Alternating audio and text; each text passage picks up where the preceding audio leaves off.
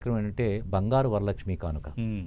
ఈ ప్రోగ్రాంలో మేము పోయిన సంవత్సరం మా దేవీ చౌక్ ఆలయంలో మా గోకవరానికి సంబంధించి 3000 మంది మహిళలను రిజిస్ట్రేషన్ చేసుకుని అందులో 100 మందిని డ్రాలో విజేతలుగా తీసుకుని ఒక్కొక్క మహిళకి 5500 రూపాయలు విలువ కలిగే బంగారు నాణాన్ని మేము ఆ మహిళలకి బంగారు వరలక్ష్మి కానుక పేరిట శ్రావణమాస శుక్రవారం వరలక్ష్మి వ్రతం చేసుకోవడానికి ఇచ్చామండి. ఓకే, బంగారు కానుక.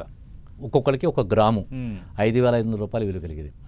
స్టేజ్ మీదకి వచ్చి అందులో పేద మహిళలు ఆ బంగారం నాణ్యం చూసి మా జీవితంలో ఇప్పుడు బంగారం చూడలేదండి, హ్మ్. ఇవి ఈ ప్రోగ్రాం ద్వారా మేము ఈ రోజున బంగారు వరలక్ష్మి కానుక పేరు మీద శ్రావణ మాసంలో అమ్మవారి పూజ చేసుకుంటున్నాం బంగారు వరలక్ష్మి రూపు పెట్టుకుని అని కళ్ళనీళ్ళు పెట్టుకున్నారు సార్. అది ఎంత స్ఫూర్తిదాయకమైందంటే నాకు ఈ సంవత్సరం 3 నియోజకవర్గాల్లో ఓకే. రాజానగరం, హ్మ్. జగ్గంపేట, రంపచోడవరం నియోజకవర్గాల్లో దాదాపుగా 17,000 మంది మహిళలను రిజిస్ట్రేషన్ చేసుకున్నాం. 17,000 ఓ చేసుకుని ఒక అరకేజీ బంగారం తెప్పించాం. అంటే 500 గ్రాముల బంగారం తెప్పించాం. 500 గ్రాములు. ఒక్కొక్క బంగారం 7,500 రూపాయలు, ఒక్కొక్క గ్రాము 7,500 రూపాయలు విలువ పడింది. హ్మ్. దాంట్లోంచి 500 మందిని డ్రా తీసి ఒక్కొక్క మహిళకి శ్రావణ మాసం శుక్రవారం రోజున వరలక్ష్మీదేవి పూజ చేసుకోవడానికి ఇచ్చాం. హ్మ్. ఇది హర్షాతిరేకం అయిపోయిందండి.